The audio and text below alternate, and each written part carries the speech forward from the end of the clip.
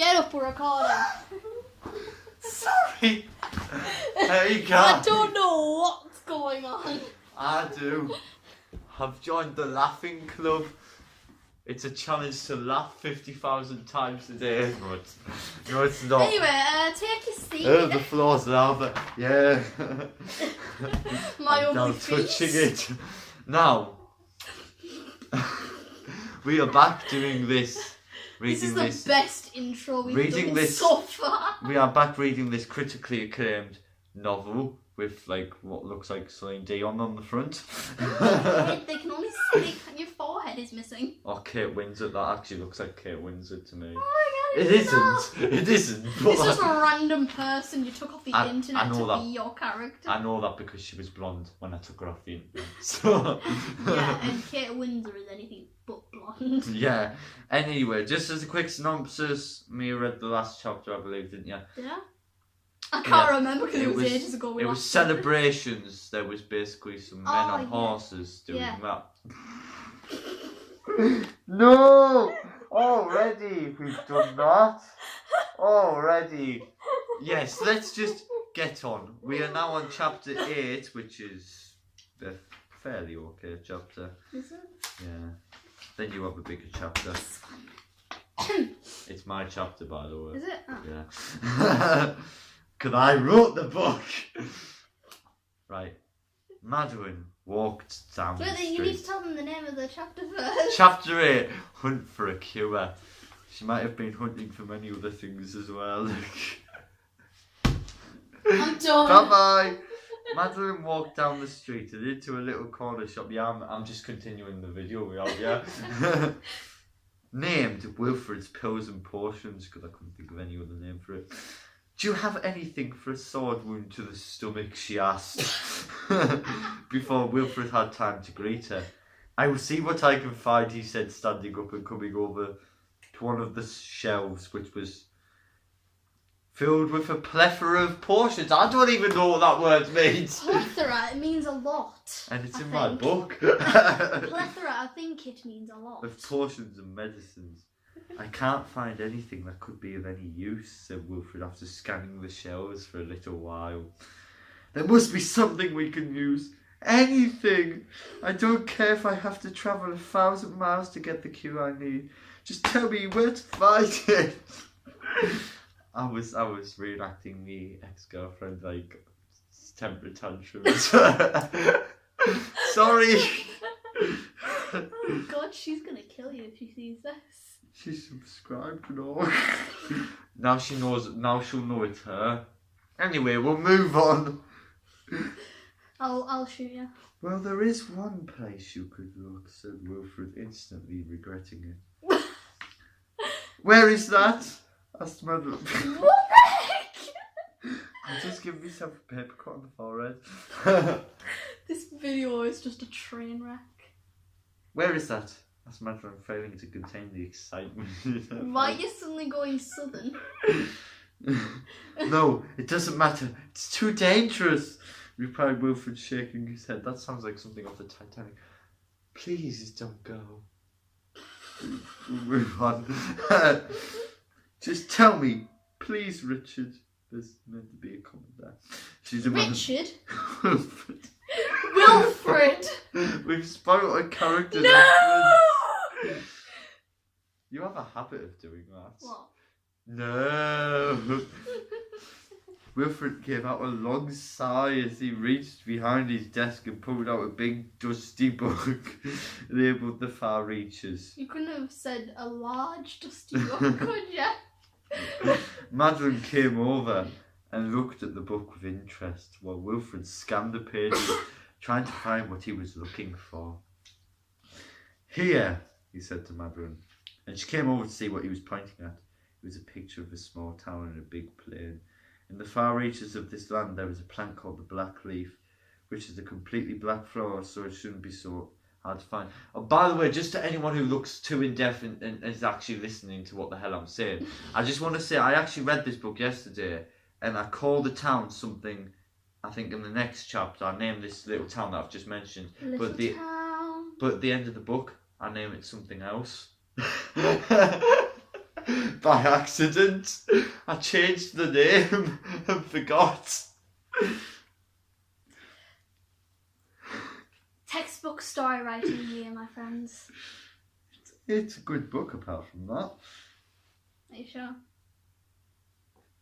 In the far right of this land there is a plant called the black leaf which has a completely black flower, so it shouldn't be hard to find. It's meant to be, so it is the only thing that can heal close to death situations like a sword wound. If you bring me the flower, I will be able to make a potion to heal your servant. How does he know that it's a servant? She never said anything about a servant. How did you know it was my servant? Said Madelyn, looking up in puzzlement. I'm dead. You're always disobeying your father's instructions. So I just guessed that you would end up helping your servant. I've mentioned servant way too much. Remember that counter we were going to do? Madelyn looked at the floor. Don't worry, I won't tell him anything. I will stall for as long as I can. So get going.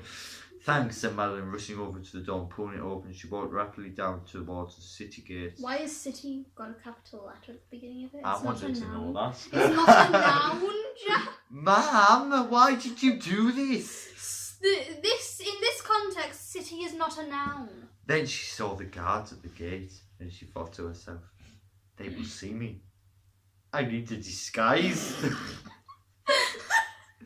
She quickly went into the robe shop. I need a disguise. Which was close by, and bought a long blue cloak with a hood. Something so plain that the guards wouldn't know it was her. Hello, said one of the guards with a friendly wave. Madelyn tried her best to describe her voice as that of a poor villager, but it just came out like a little high-pitched squeak. The guards just watched her as she left the city, shrugging their shoulders before returning to their post. Madelyn made sure it was safe before pulling down her hood and clambering onto a horse. Wait, princess, said a voice behind her.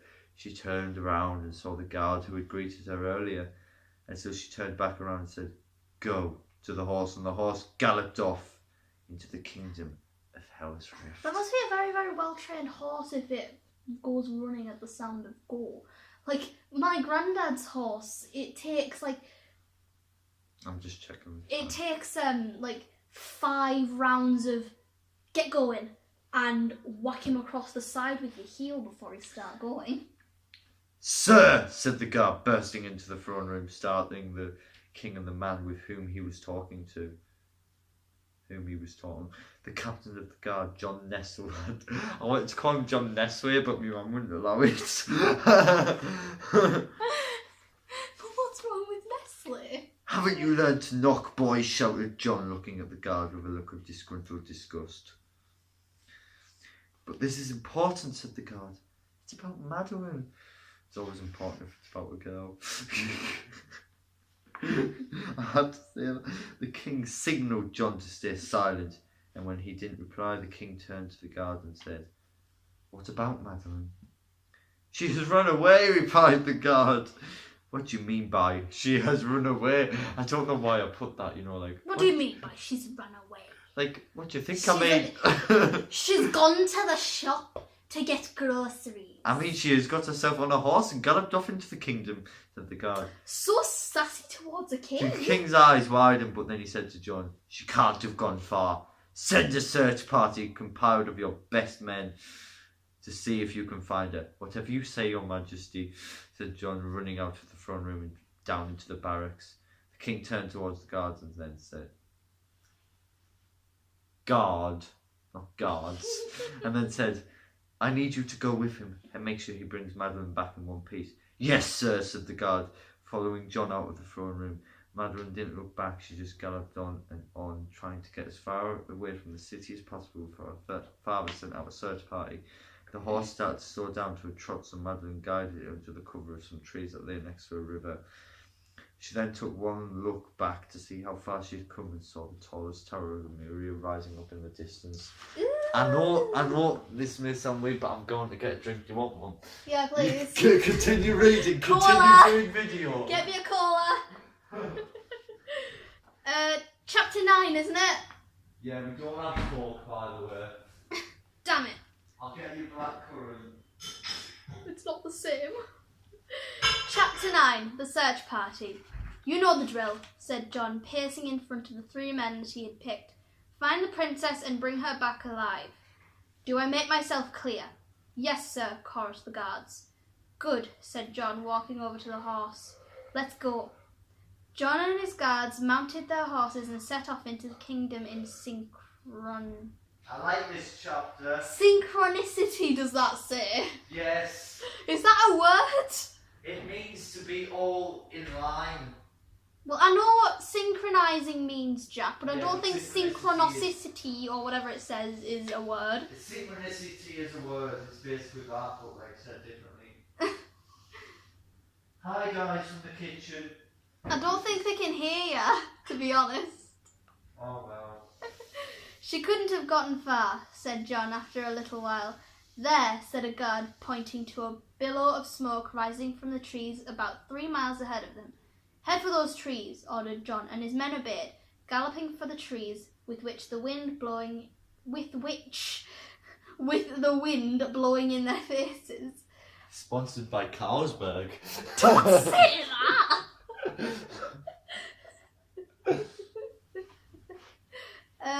Where am I? She can't have gotten far, something like that. I was listening. Madelyn saw them coming. She quickly got up and stamped the fire out. Sorry. Jack! Move on! Move on! She picked up the sword she had brought from her room off the dirty and grimy floor of the forest. What happened back here now? Hey guys, by the way. Continue. He's still here. She sped over to where the horse was tethered to the tree and sliced the rope.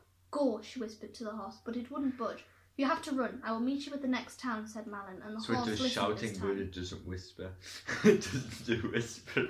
This is a very, very intelligent horse, can I just say. Yeah. Madelyn found a concealed spot and lay there as the men came into the clearing. She must have been here, said John, kneeling down to inspect the fire. That could be anyone's fire, said one of the guards. John inspected the coal and then said, It's just been put out. It's definitely hers. John rose to his feet. We know you're out there, princess. We are here to bring you home. Swallowing my own spit.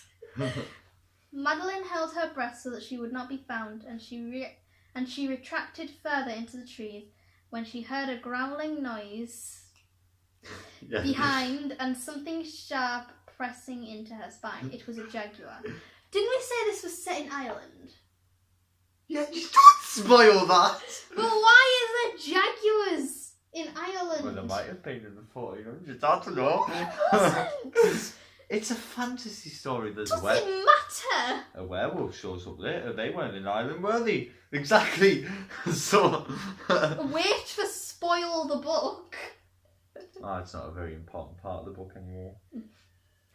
Madelyn didn't care if she was caught. She had to have help, so she didn't try to hold back the scream. That's her, said John, rushing over to the trees. But before he reached them, the jaguar jumped onto him. Ah! He screamed as the weight of the jaguar pushed him onto the floor.